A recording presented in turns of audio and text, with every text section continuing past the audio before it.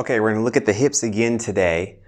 This is just a quick drill that you can do at work, at home, while you're waiting for the bus, doesn't matter where you are, just to help mobilize the hips and strengthen them. So what you're going to do is you're going to start with your left leg and your right hand. You want to have your right hand about even with your right hip. Okay, and what we're going to do is we're going to pull our left knee up to our right hand. Okay, and then back down to the ground. So we're going to do 5 repetitions of this. Okay, very simple. One thing to notice is when we're trying to move our hip, if we don't have the mobility in the hip, we start to steal it from the lower back. Okay, and this is usually what causes back pain. The back's not supposed to be moving, but if the hip can't, the back will.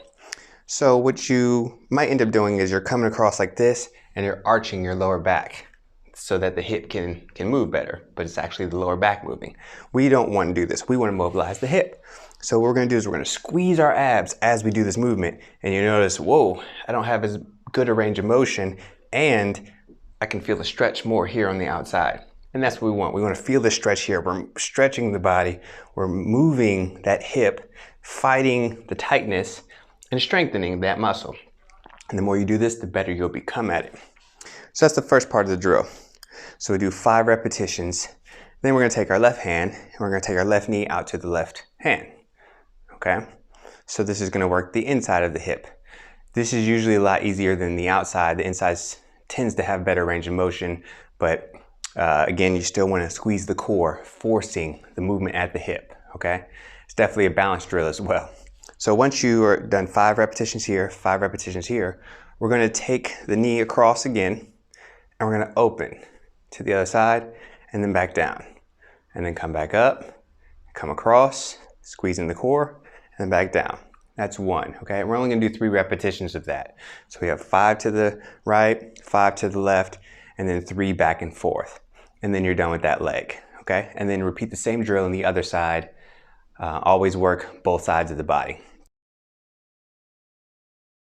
So say you don't have great balance. You can use a wall or a chair, it doesn't matter, any object to support yourself as you're doing the drill, okay? You still want to squeeze the core, you still don't want the lower back doing the work. This is just helping you with balance, and until you can develop better balance.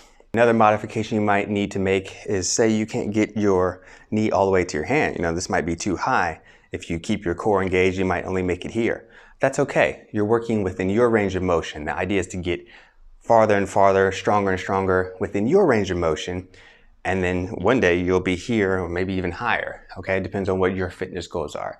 But don't worry if you can't do it exactly how the drill is. The goal is to move and mobilize the hip. As soon as you feel that happening, that means you're doing it correctly. If you have good balance and you want to take this drill to the next level, what you can do is you can come over and then have an object that your foot is going over. This will give you a target, a visual target, and something to challenge you. And as you get better at the drill, you can stack things on top, get higher and higher. And then this is also a great way to track your progress to see how much more mobile you're becoming. So try these drills out. Leave me a comment below. Let me know what you think, and I'll see you in the next one.